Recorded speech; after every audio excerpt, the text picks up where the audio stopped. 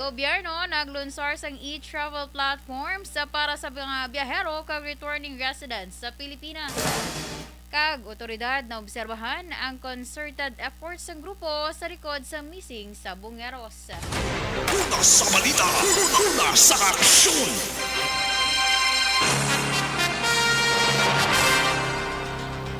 Action Radio Philippine Standard Time alas 6:03 kag karon sa detalya sa ngaton mga nagapanguna nga balita lokal.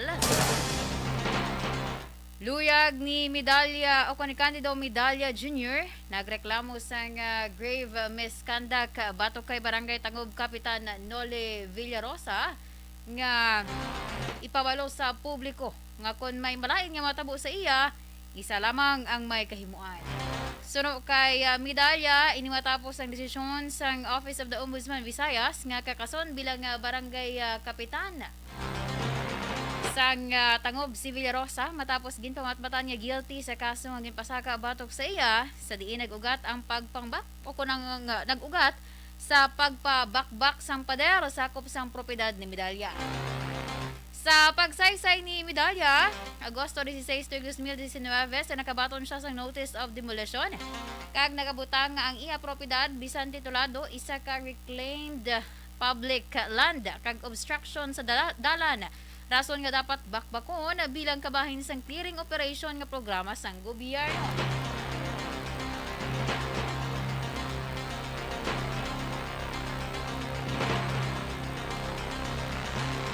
Dugang pa sa piyak nga ginpakita ang titulo kag iban pa nga ebidensya, ginbakbak ang pader sang compound ni Medalya sadtong Agosto 31. Nga wala sa nga iya nga presensya kag ang iya lamang nga utod nga sa piyak nagtawag sang abogado, wala iligin sapak sa mga nagbakpak, kaupod ang kagawad nga ginpasakaan man sang kaso. Hini si kagawad Raimundo Pendon, Setyembre 19. Sang una nga nag-file sang reklamo si Medalya apang gindismiss. Rason nga sang Mayo 18, 2022 nag-file sang motion for reconsideration kag siningabunan sang Oktobre nagagwa ang desisyon sang Office of the Ombudsman kag nga gindismiss sa serbisyo si Villarosa. Samtang 3 ka bulan naman nga suspendido kag wala sang sweldo si Pendon. Is my property obstructing the road? Dason, is it a public land? May title ako sina. Niya refuse to sign. Utang ito. Pero may ginnote ko maling ko. This is not eminent domain. Ang kabahin sa pagpahayag ni Candido Medalya Jr. ang nagreklamo batok kay Barangay Tangob Kapitan Noli Villarosa.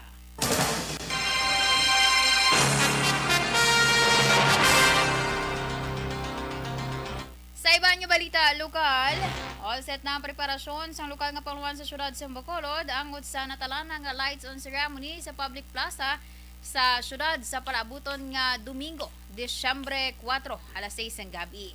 Suno kay Councilor Jason Villarosa, personal nilang ginbisita ni Mayor Albi Benitez ang sitwasyon sa trabaho sa public plaza kag ilan nakitaan nga halos plastado na ang tanan nga mga dekorasyon para sa Christmas Festival of Lights nga aktibidad.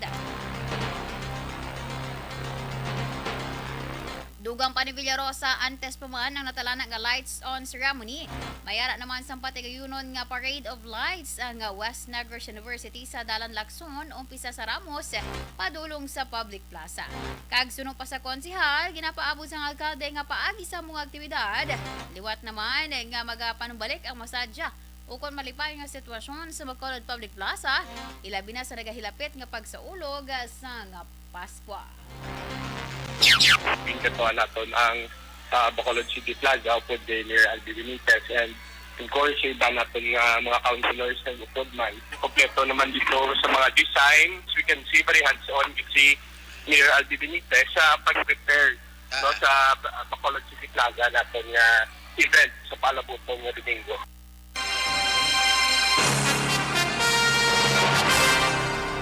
Ang kabahin sa pagpahayag ni Bacolod City Councilor Jason Villarosa. Samtang nagbaton sa Certificate of Recognition ang pila ka mga barangay tanods kag lupong tagapamayapa sa syudad sa Bacolod nga ginkilala bilang outstanding awardee sa damnag lamang ginpatigay nga fourth quarter meeting sa City Peace and Order Council.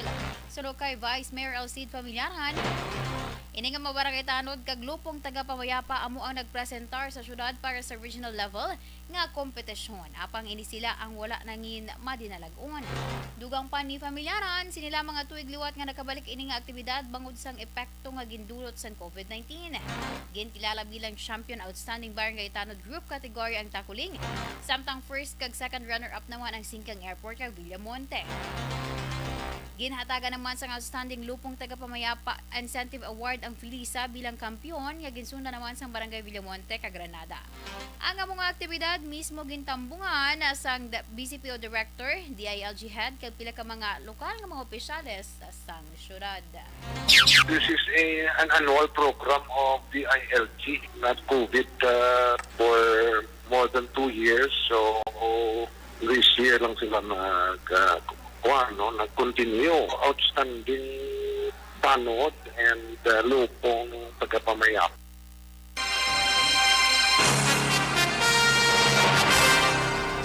Ang kabahin sang pagpahayag ni Bacolod City Vice Mayor Alcide Familiaran.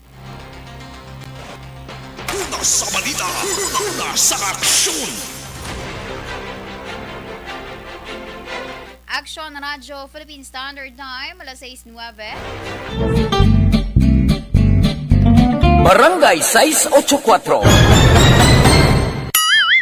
Drama komedya nga nagatalakay sa mga hitabo sa kabuhi, isyu politikal, siyensya, kag kinaugali sa sulod kag guwa sang pungsod Pilipinas. Oh my God! Wow! Ang mga tagpalamati, magkakadlaw sa pagbabati paagi sa kaladlawan nga mga characters kag mga eksena sa atong drama komedya nga mahimo nagakatabo sa ila kasilingan, kapitan, mayor, congressman, senador kag presidente man nga makahatag kalingawan sa matag adlaw nga tanan. Gunggong! Barinig kita sa mukha eh! Barangay Amo na po nang si mama wala di eh. Ato sa Bacolod. Sa akong birthday gani maabot eh. Ako lang sa balay. Pero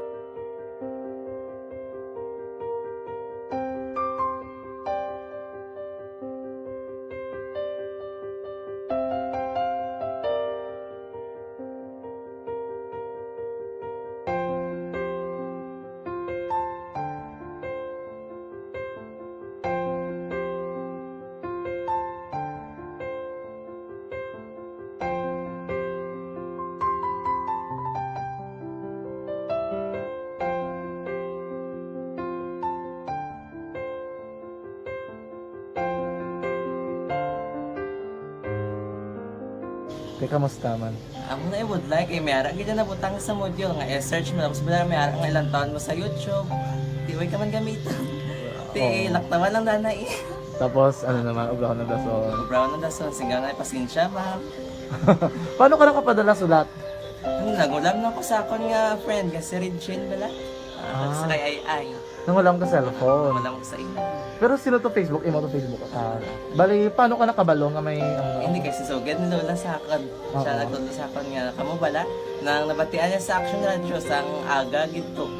Oo. Yun ang bala nga isulat ko kung anong imuon. Ng pag sa page, i-like, i-share. Tinasunod mo tanan ano. Sunod ko lang man. Okay. Pero ka-expect ka na na makadaog ka. Wala pagid kay daw.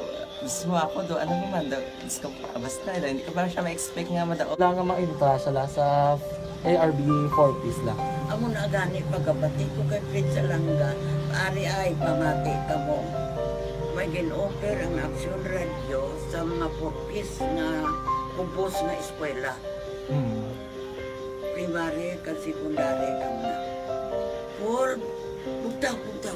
I-record ang kinanglanong kapatitipar ka na. Ipukaw ko niya. Karoon niya siya sa umuwan kung umanaki. Active mga siya. Matinandao na siya. Damo to, nogin na siya. Niya padala ko na tula hasta imo mga klase ko makadaong kamandra po.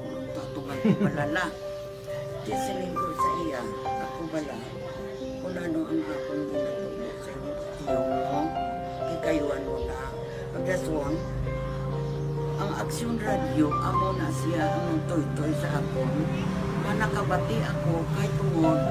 Nga idol kong Aksyon Radio, nga permi ko na nga pamati as na magapon. Kung itandaan ko nga program nila, mga angkormanda. Tiyasaling ko pasalamatan tagi ng Aksyon Radio. Kaya pag-upin siyang panawagan, nabatian ko dayon. Kag nabuligan, kag nadala ka sa tampay. Dapat mo ginanga pamasalamatan ang Aksyon Radio, ang tanan na reporter dirakay. Kung wala ako nagapamati kami sa Aksyon Radio, wala kakaabot sa premium sa Aksyon Radio. Hula sa aksyon!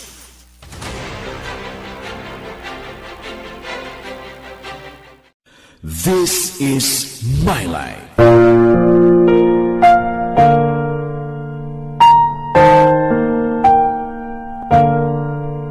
This is my life. Ang tagsakatawo may kaugalingon nga istorya. Ang tagsakatawo may pinasahi nga inagihan sa kabuhi. Ang imo pagpasimpalad, pangabuhi kag kabudlayan, personal man o kun pamilya, hatagan sang kabuhi diri sa This is my life. This is my life. Magahatag sang kalingawan sa kahanginan sa mga mapuslanon nga impormasyon kag kasaysayan. This is my life.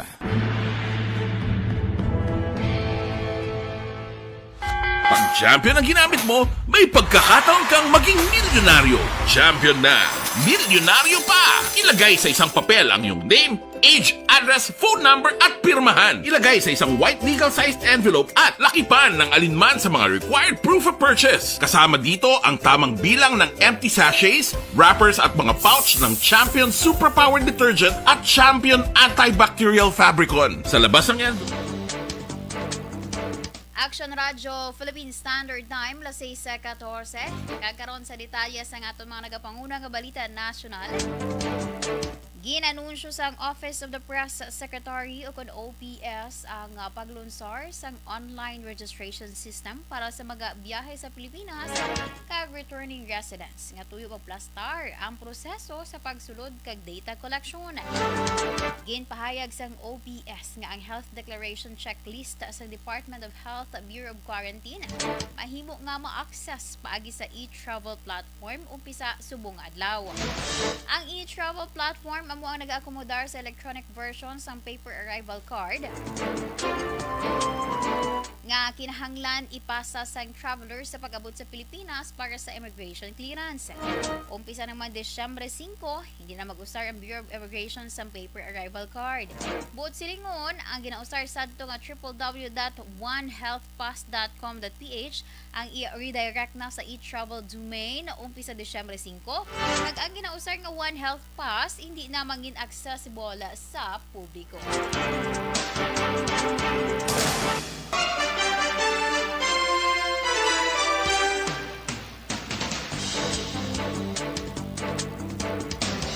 Ginpahayag ni Justice Secretary Jesus Crispin Remulla nga naobserbahan sa otoridad ang concerted efforts sang grupo nga moang sa likod sa pagkadula sang 34 ka mga sabungeros nagligay nga tuig. Ginhimo ni Remulla ang pahayag sa pagpati nga may sindikato sa likod sa natabo base man sa mga impormasyon nga iya nabaton.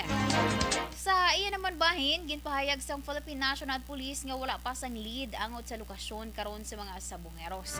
Ginpahayag ni PNP spokesperson Police Colonel Jean Fajardo nga ilaman ginalantaw ang posibilidad nga may isa ka grupo nga moang sa likod sa pagkadula sang mga sabungeros.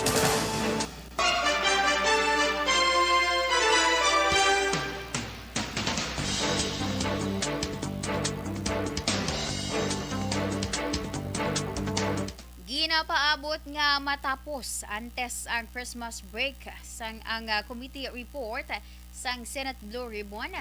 May kaangtanan sa investigasyon sa 2.4 billion pesos nga ginbakal nga laptop sang Department of Education.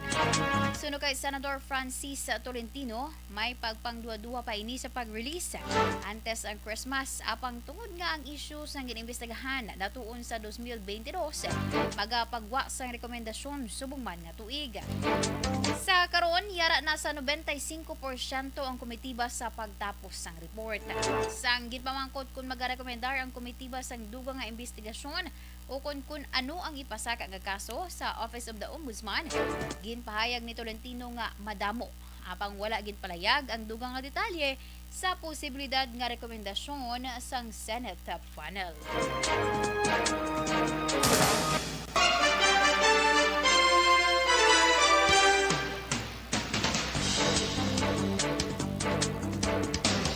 Ginpahayag sa Bureau of Corrections sukon Bucor nga ipaidalom sa autopsy ang 8 ka bangkay sang inmates sa Eastern Funeral Homes. Suno kay Maria Cecilia Villanueva, Director sa Bucor Health and Welfare Services, may 42 ang yara karon sa Eastern Funeral Homes, kalakip na ang napatay sang Disyembre 1. Dugang pa ni Villanueva ang 8 ka ipaidalom sa autopsy, ginpili sa National Bureau of Investigation. Kag magluwas sa 8, mayara naman nga natapos na autopsy. Kalabanan sa mga bangkay nagtaliwan sa tungbulan sang Oktobre.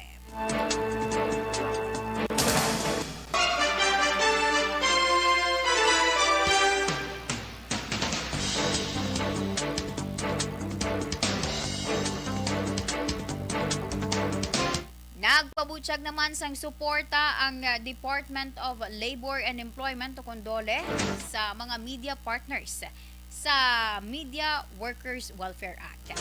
Sa press conference, ginpahayag ni Labor Secretary Bienvenido Laguesma nga partikular nila ginasuportahan ang pagtukod sa news media tripartite. Suro kay Laguesma, nagapati ang dole nga maging maayo para maistoryahan ang pag-isa sa mga stakeholders para sa dialogo nga tuyo pabakuron kag hatagan importansya ang kinamatarong sa media workers. Ginpahayag man ni Laguesma nga isa ini sa programa nga ginahimo sang Labor Department, magluwas pa sa iban nga mga importante man nga mga programa nga ginahimo kag ginatutukan sang ahensya.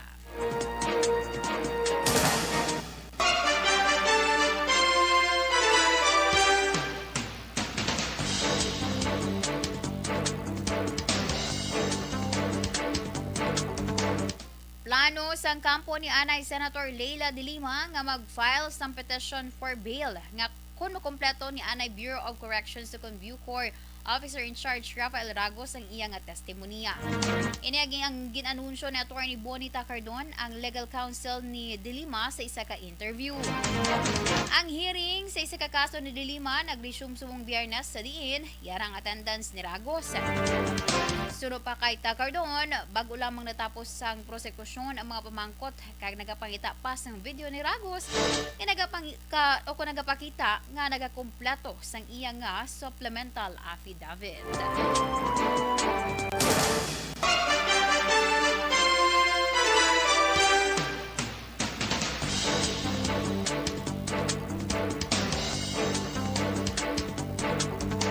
Ginapatutukan sa karon sang Commission on Human Rights sa CHR sa gobyerno ang ginaligar hindi patas kag kakulangan sa trabaho sa mga Pinoy.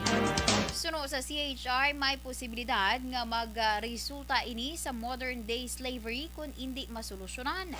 Ang panawagan sang CHR kadungan sa pagdumdum sa International Day for Abolition of Slavery nga gintukod sa United Nations.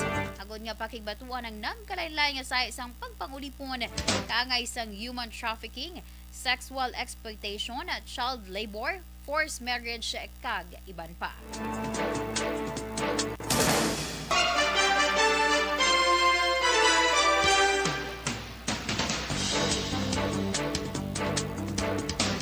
Ginpahanumdom ni Labor Secretary Bienvenido Laguesma sa mga employers nga wala sang exempted sa paghatag sang 13th month pay subong nga bulan sang Disyembre. Suno kay Laguesma, para sa mga kompanya nga hindi pa makahatag sang 13th month pay sa ila mga empleyado, Bangod sa pila ka hangkat dulot man sang pandemya, ilabi na mga small kag medium corporation, may assistance o kun pahulam ang Department of Labor and Employment o kun DOLE. Ginpahayag sang tinglikom nga hindi nagakaigo nga rason nga ini para o kung hindi nga nagakaigo nga rason para hindi paghatagan sang 13th month pay ang mga empleyado. Bangod may mga pamaagi para maka-avail sang loan nga wala sang interes kag collateral. Pathag pa ni Laguasma, may maximum sang 40 ka empleyado sa isa ka kompanya ang mahimo nga maka-loan.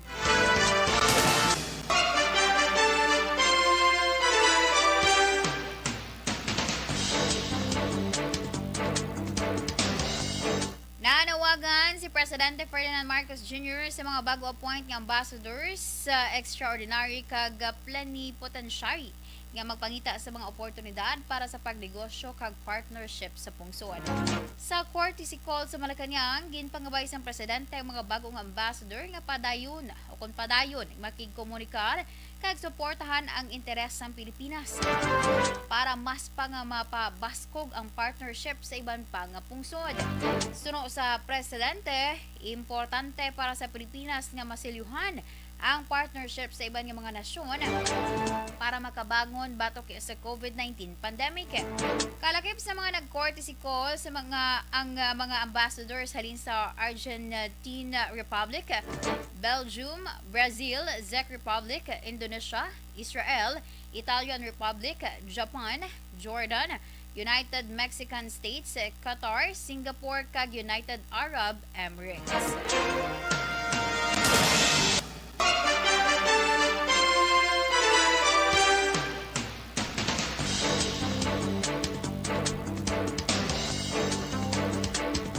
Action Radio Philippine Standard Time, las 6:24. Inyo pamatian ang kabugusan nga detalye sa ngaton mga natipon nga mga balita. Diri lamang sa Action Balita Evening Edition karon nga adlaw Biyernes, Disyembre 2, tuig 2022. Mga ka-aksyon, 23 dias na lamang antes man ang Christmas Day kag 30 days before mag-bagong tuig. Sa liwatang inyong tagbalita, Aksyon and Defensor Lisay. Una sa balita, una sa Aksyon, sa Bacolod, Aksyon Radio. This portion is brought to you by